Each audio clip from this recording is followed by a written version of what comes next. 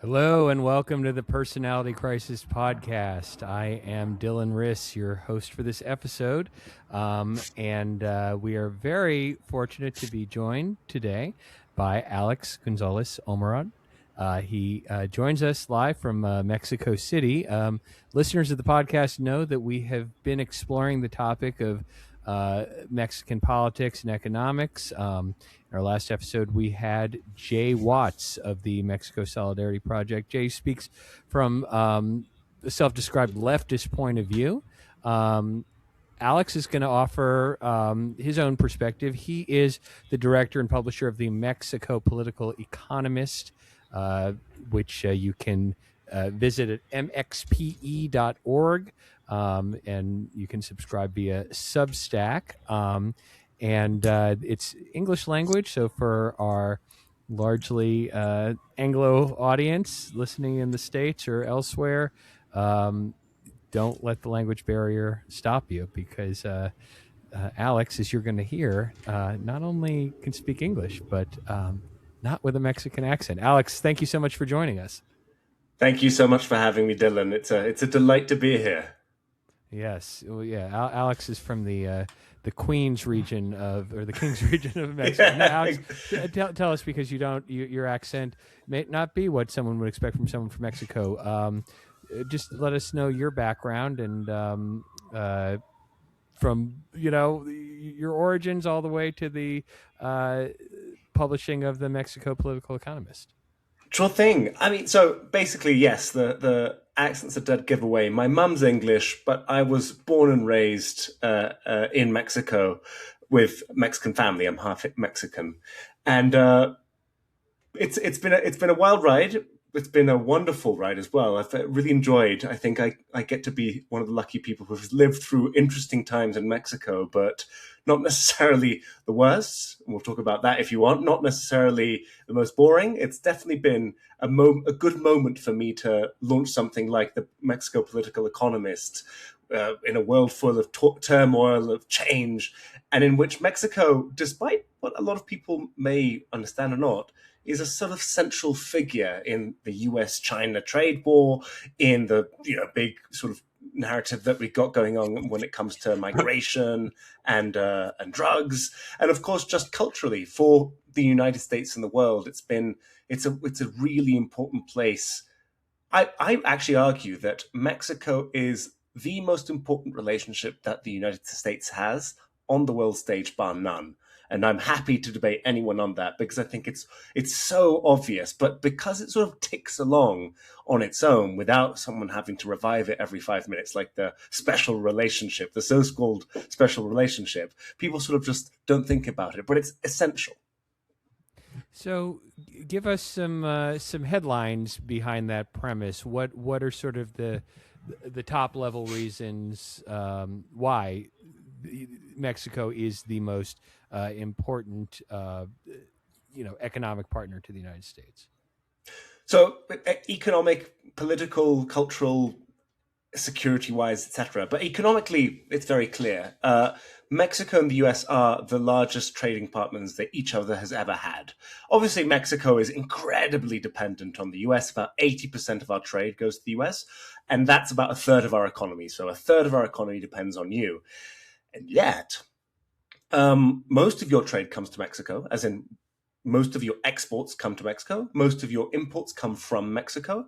But that's like only half of the story. I always think it's scamming you to say that it's just reduced to those two numbers. Actually, everything we send over to the US gets transformed and sometimes actually gets sent back and then sent back to the US and then sent back to Mexico and then sent back to the US. I mean, I could go on with that for a while, because for a car, for example, gets sent back and forth from the border, the bits and parts that become like machines, and the machines that become the actual car.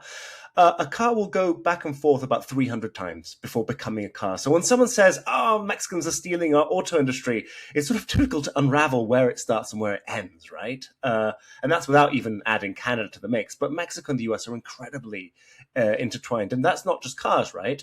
A fun thing that I like to think is the most Republican parts of America are really dependent on Mexico. These sort of like Idaho and like Wisconsin, like corn fields, depend enormously on Mexican beer makers who buy all of their corn. Like 90% of their corn goes to Mexico, gets turned into Mexican beer, quote unquote, and then sent back to America. And people will drink a Modelo and say, oh, Mexican beer. It's actually made out of American produce. So it's so difficult to untwine them. And so just the raw numbers, and sort of more recently, more maybe esoterically, because it's difficult to measure how much people have actually benefited from it. You'll see I'm a bit of a skeptic on this front, but we can talk about that as well. All of America's economic growth for the past year and a half, I'd say, has been entirely down to Mexico. It's down for a very simple thing, which is all of American growth for the past few months has been down to AI. Construction, manufacturing, it's all stagnated, except for AI, which is really booming. And that AI, all the billions of dollars that you see, is stuff like chips and stuff and whatever, the energy, but you need the computers, you need the hardware. And where you can make those cheaply, but to actually be able to buy the computers that will run the AI itself, they're coming from two places. They're coming from Taiwan, which give you the chips, the high-tech stuff, and they're coming from Mexico, where all of these computers are assembled. If you didn't have Mexico, these computers would be too expensive to actually drive the growth. And so all of this AI growth is entirely dependent and contingent on Mexico. Now, you could say, well, we could get it from anywhere else. It's not just Mexico. And it's a bit like modern art. Of course you could have, but this is where the billions of dollars are going to. So it's Mexico. Is that, you talked about who's that benefiting or not? Is that relationship benefiting Mexico in the sense that Mexico is being chosen in no small part because labor is cheaper there? So the average Mexican worker is making less than the average American worker. But as you say, it's made it's done well for macroeconomic trading. What are your thoughts on that? It's a difficult thing because I think it's the opposite of what you'd expect on the basis of that question. So the reason people come to Mexico is because labor is cheaper, but it's actually not just because of that, because there are lots of manufacturing and assembly places in the US that moved to Mexico, even though it wasn't necessarily cheaper, but because Mexico's better at it. Why is Mexico better at it? Because Mexico's incredibly good at assembly. Mexico started off assembling cars in the 1940s, I think. Yeah, 1940s, 50s, Cold War sort of like deal between Mexico, Ford, and the sort of bought off unions in Mexico against communism, ethereally communism. And then Intel came to Mexico decades ago as well, about more than 50 years ago. So it's had a while to start manufacturing computers and stuff for a long time. And so a lot of people go to, Florida actually is a specific place I heard about. They'd set up a factory there, and then a year back, they'd come back and they'd say, oh gosh, these guys are not good at making computers. And so they've moved to Mexico, cleaner, more efficient, and of course, cheaper, but not because the salaries are cheaper, but because they're more efficient. And this is where I sort of like, how much are Mexicans benefiting? I don't know, is the question. Mexican computer manufacturing has boomed in the past year by about between 4 to 10-fold, depending on who you're talking to. But the actual investments in the companies have not actually increased. They're going to the same companies that were already making the computers, and they're making them really churn out the computers at a record rate.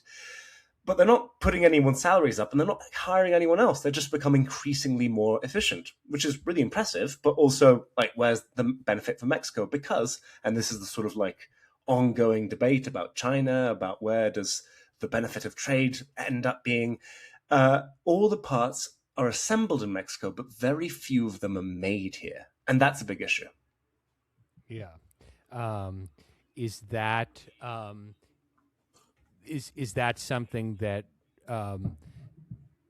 politicians or business leaders are pushing for, is to have some of that, more elemental manufacturing, so much of which takes place in China or East Asia, to move some of that to Mexico, to make, instead of making chips in Taiwan, make them in Mexico, or something less, sophisticated, but still the kinds of things that are being made in East Asia. Yeah, I mean, less sophisticated but still high value is the hope, right? And the answer is the government plays lip service to it, but I think the Claudia Sheinbaum administration at the moment is in a bit of a pickle. And I completely understand the position she's in, but it's also kind of inexcusable because what is she trying to do? She's trying to push Mexico out of the maquila system. What's the maquila system? Assembly of everything from, it used to be clothes. Now that's sort of gone away because that's way too low tech. And now it's airplanes. Now it's cars, in computers, and like different sorts of more technical goods, medical devices. The problem is Mexico is also undergoing a very, very big investment squeeze. A lot of it is political, I would say, especially locally. There's a lot of people who don't like Morena, and so have really held back on investment. And a lot of it is simply just the headwinds of Mexico, the Trump trade war, geopolitics, the ongoing forever negotiation of the USMCA. And so people are saying, oh, Mexico looks great, but we might wait until things stabilize. Of course, probably knowing that nothing will ever stabilize in the sort of world we're living in now. And so Claudia Sheinbaum has sort of said, we'd love to, have more technical stuff, design stuff here, build stuff here. And there are a few sort of like hints at that, but mostly they're just happy to have any investment. I push back a lot on that because I think they celebrate a lot of investment that is just patently bad for the country, from beer factories that scoop out all the beer from our desert north and have one employee because they're so industrialized, to the massive data centers in central Mexico. The concern used to be about water. Now it's actually about electricity. Mexico has a very constrained grid because of all the industry in the country and lots of issues with like the back and forth between the government wanting to own electricity and private companies wanting to own electricity. And so the grid is strained, and having massive data centers really doesn't benefit Mexico because it's like a company like Cloud HQ, which no one's ever heard of, but they'll come in and they'll say, we're going to invest $500 million in one data center. And you're like, oh my God, that's amazing. Until you realize none of that is actually coming to Mexico or staying in Mexico. The data center is catering to an American consumer base, and all that value is actually just stored in the servers, which have been brought in from elsewhere. And so what did Mexico get for $500 million? It got to build a warehouse, basically, and to spend a lot of Mexican energy on this project. Despite all this, Mexico has just reported some very impressive economic numbers. In April, it was reported that there was $72 billion worth of exports, which was a $4.52 billion surplus, way better than the prior year. So what explains the current good news in the headlines? So you're spot on. That's sort of a conundrum that Mexicans have been trying to figure out for the past, I'd say, 5 to 8 years since the first Trump term and his war declaration of trade war against China, which was continued by the Biden administration, now continues under Trump 2.0. And it's the fact that Mexico has had an enormous export boom, and yet its economy is not growing.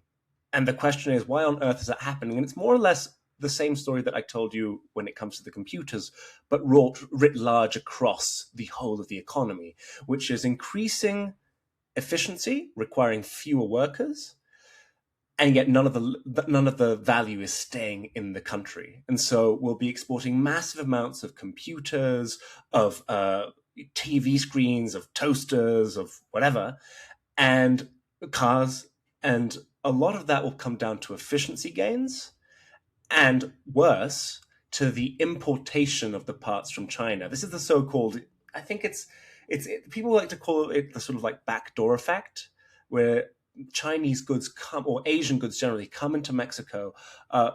They have a Mexico label slapped on them and then get sent into the US. That's a bit sort of like pernicious because it makes it sound like Mexico sort of like sneaking around with China. Actually, Mexico ends up being all the worse for it because there's local Mexican manufacturers who are suffering as well. And so the Mexican government, I think quite rightly, is cracking down on a lot of this these imports because a lot of them are contraband. Mexico's also slapped massive tariffs on Chinese clothing, Chinese parts, Chinese cars.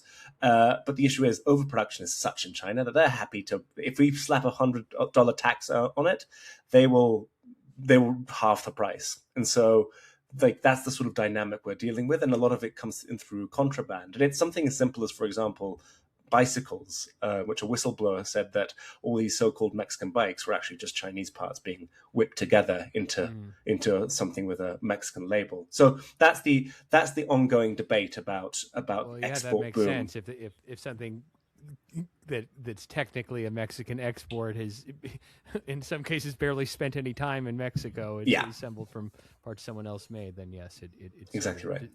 It's a that number is sort of a distortion. So, the other thing looming, of course, is you mentioned the USMCA trade renegotiations. You're dealing with the most charitable way to describe Donald Trump would be mercurial, and the most perhaps realistic would just be blatantly corrupt and self-dealing, and not actually really good at business, since he has overseen 6 different corporate bankruptcies. So he's a guy who isn't good at completing deals. He also is term limited, despite what you might hear about him, seeking a third term. That we should all expect that by January of 2029, someone else will be president. And nonetheless, regardless of who's the president, if I'm correct, Mexico, its export traffic is about 80% to the U.S. So the question is twofold. One, what are your hopes for the USMCA renegotiation?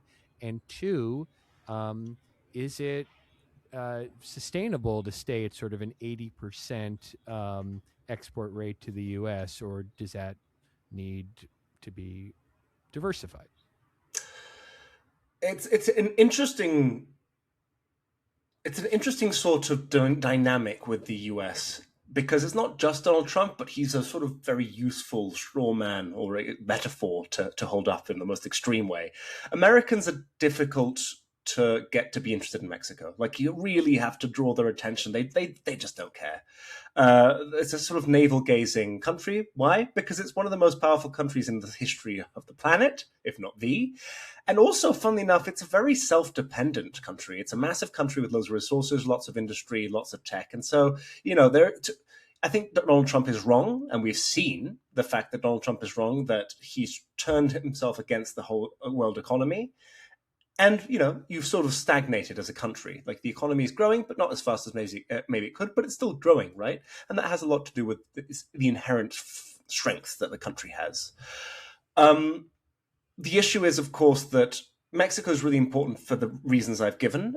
And it's sort of the government, whoever it is, whether it's a Morena government, sort of current left-wing government, or any other government before it, has consistently had to sort of explain Mexico to the Americans. And we've become very good at it. That's why the Mexico Political Economist started, by the way. I started because I was lucky enough to sit down with a bunch of post-midterms Biden officials who were sort of like talking to the president back then about what they thought the Mexico policy, the new Mexico policy should be. And they came to Mexico, they were lovely people, and they knew nothing about Mexico. I'm like, these are the people designing the policy for the Biden administration. So like, it's people think, oh, Trump's such an idiot, but actually probably just focuses people on what we have to do anyway, which is just explain Mexico to an American audience. And what's been interesting is how the Trump administration has slowly but surely, like an oil tanker, been turned around on Mexico. Mexico went from Mexico's terrible, they're always cheating us, they're the worst, to, oh gosh, maybe we need some of Mexico's trade, so we'll have this conversation. The most sophisticated and sort of sober tweet I've ever seen from Donald Trump was one about like Mexico and trade. And then finally, where we're at pretty much now, is the beginning of the proper official negotiations for the review of the USMCA. And Jermaine Greer, who is the USTR representative, coming out and saying, actually, you know what, we want trade to be hemispheric. So they finally understood, oh, wow, all these jobs that we want to come back to the US are actually not that great. They're pretty low paying unless we want to make cars $1 million each. And actually, we get a lot of the benefits from having this trade here. So actually, let's just have the Western Hemisphere be a sort of American side of the world.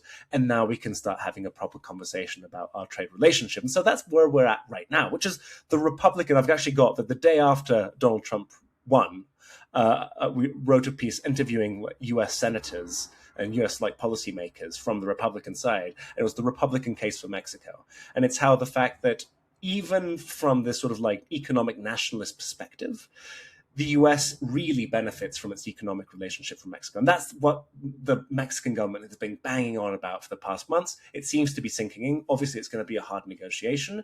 And so that's where we're at. And that's why Mexico's actually been far more successful than Canada has, because I think Canada assumes Americans don't know much about Canada, but they assume they're going to be friendly to them, which is no longer the case. The greatest threat to world peace is definitely the United States, and I think it's easy for people to see that now. Whereas for Mexico, the biggest threat has always been the United States. And that's what I think is difficult for Americans to understand. They always think of Mexico, for some reason, this much smaller, much weaker country being a big threat to them, whereas actually the massive bully in town tends to be the big threat. And they don't see themselves as that because they're so big that they wouldn't even realize that something they're doing is actually damaging Mexico. I think that in the past few months, Americans who were less politically inclined may be coming around to that realization. And the biggest thing is sort of the nonsensical and bungled Iran attacks, which, they can't articulate why they did it, but everyone can feel the effect in, directly fuel prices and then every ancillary thing that comes from that. And I do think for the first time, a lot of Americans are thinking, wow, we keep speaking of how China is such a threat to the world order, and yet this current crisis was basically single-handedly caused by the U.S. plus Israel, but Israel couldn't do it without the U.S. So it's sort of I think that it's maybe that point of view that Mexicans have had for generations is sinking in some with people who were not politically attuned here. So given these realities, if you were in charge of Mexico trade policy going forward, would you say, just given how existentially connected America is to Mexico, it's actually totally fine for us to keep depending on them for about 80% of our export market? Or is this the time to pivot elsewhere? Our previous guest, Jay Watts, who has, would describe himself as a leftist and is very sympathetic to leftist governments in Latin America, he was suggesting that maybe, trying to reorient more toward other Latin American countries is better. But at the same time, I mean, he certainly wouldn't say cut off the U.S. by any means, but it's just a question of, is that 80% sustainable? So absolutely not. The 80% is a massive shot in the foot given to us by what are now sort of lovingly called neoliberal governments, but back then they were very much just pretty standard governments at the time who really believed not only the opening of borders and the opening of trade and financial flows, but crucially they sort of bought into this end of history narrative at the end of the Cold War. Mexico integrates with the United States right before the Soviet Union collapses, but really, the USMCA is signed well after the Cold War. NAFTA is signed well after the Cold War. Right. And that's really important because it buys into this theory, which is the sort of liberal peace theory, in which if you trade with people, if you're a democracy and you become mutually dependent on each other, you can't possibly go to war. That's clearly no longer the case. And we're now paying for that dependency because as NAFTA, then USMCA, forced Mexico and Canada to integrate with the US, and funnily enough, not with each other, which was a massive mistake, because they thought that was the natural thing to do. And all you had to do was take away all the barriers, and then everyone would be happy because trade would flow the way it's meant to be. That created a situation in which Mexico and Canada became incredibly dependent on the US, and therefore incredibly vulnerable to a madman who might come in and want to destroy it. Now, insanely, and this angers me so much because we keep listening to these people, they would say, and I asked this question back way before Donald Trump, I said, are we sure we're this comfortable with like being dependent with the US? And I was told, what a stupid question to ask. This is the biggest market ever in the history of the world. You're so lucky to have access to it. And the United States would never destroy that anyway. We'd have to elect a madman if that were to happen.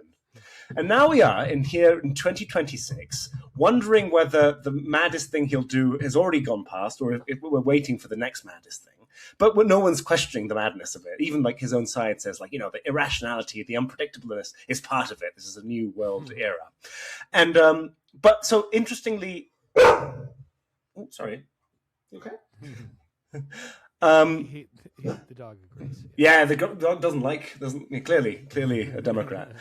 Anyway, sorry. So ultimately, I think the interesting thing is, though, geography is destiny.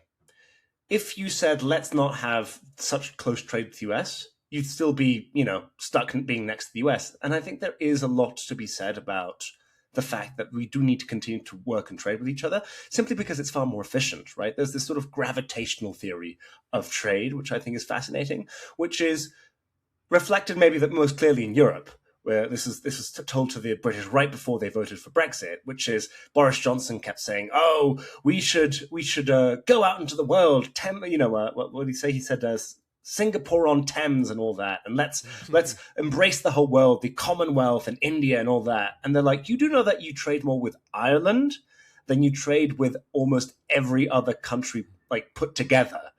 And Ireland is a tiny economy, right? And so imagine that effect, but with the United States. This is what I would do if I were in charge of Mexico's economic policy. I think there is space for this sort of laissez-faire relationship. I think you just let people trade and do the stuff they want to do anyway, in the same way that we're very, at least as progressives, one would say we should let people come and go, see their loved ones. Don't lock people up in the United States or like behind a wall. Let's let that trade sort of like flourish naturally between the two countries, but then make it a matter of state to diversify. So laissez-faire for the Americans, where, naturally that's where the gravitational pull of trade goes, but really state interventionist when it comes to other countries. Funnily enough, we're actually seeing that. I think we were spending a lot of time with the US because of the USMCA negotiations. We're being forced to. But actually, there's a lot of energy being put into diversifying towards Canada, towards the European Union. And that's been really interesting. But annoyingly, I think it's being led by the other counterparts. So it's Prime Minister Carney coming out and saying, middle powers unite. And so we've got a really historically close relationship with that government, which is fascinating, long overdue.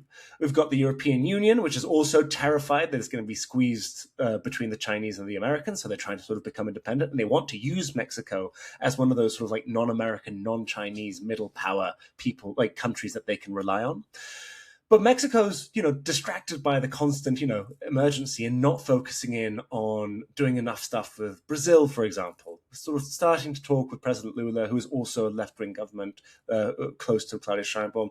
But there's so much more we could do. Now, having said that, I think Jay's he's spot on.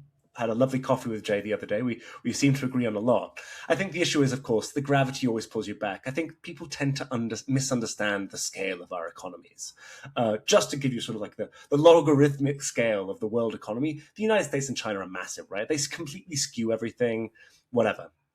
But then Mexico's annoyingly in the middle as well, because people like to think of Mexico as teeny tiny, poor because it's next to the US, but it's actually enormously powerful and enormously rich in its own way.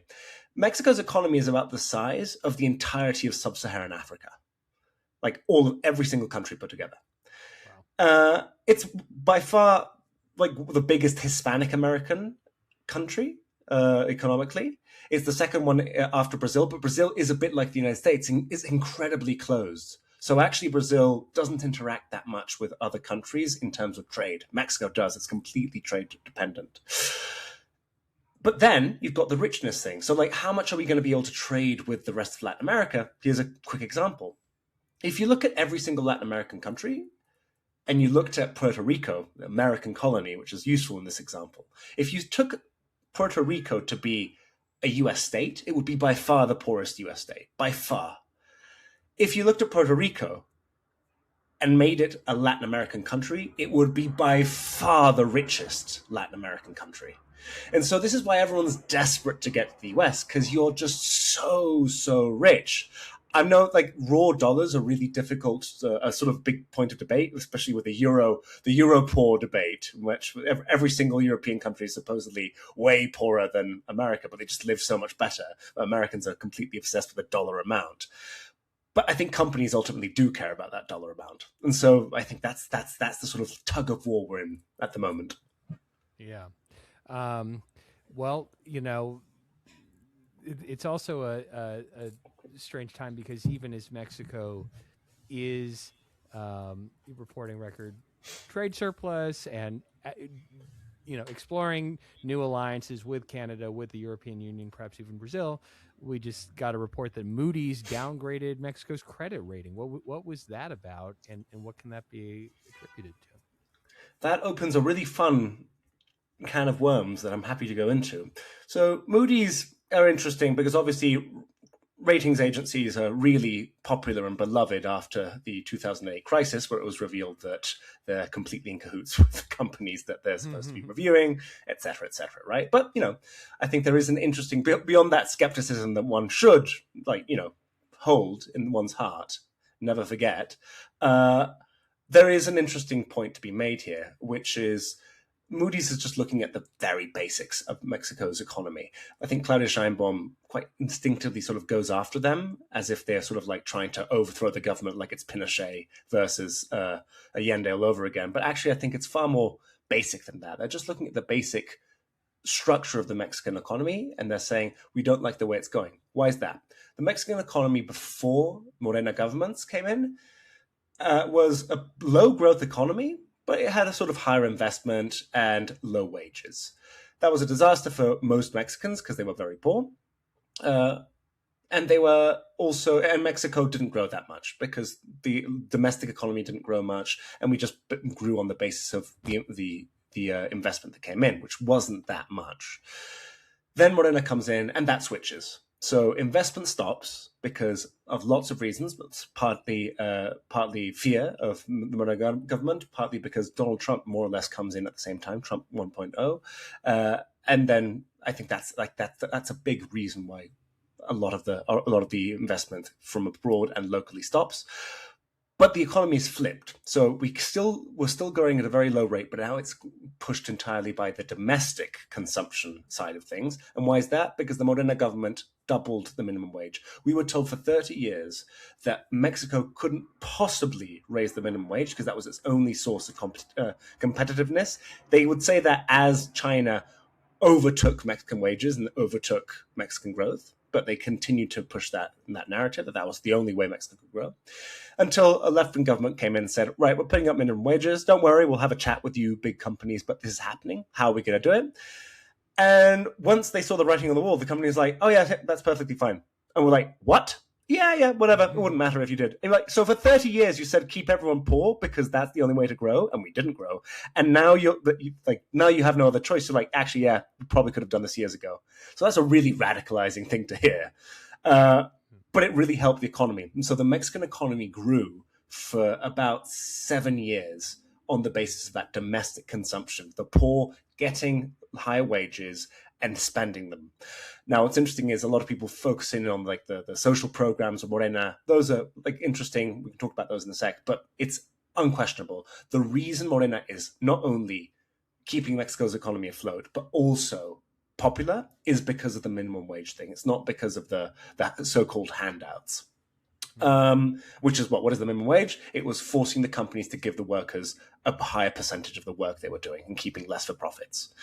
The issue is we're now hitting a roadblock, which is consumption is starting to go down because investment's really frozen. And so now those two things are starting to really come to a halt, which means Mexico probably heading into a recession. And what'll happen?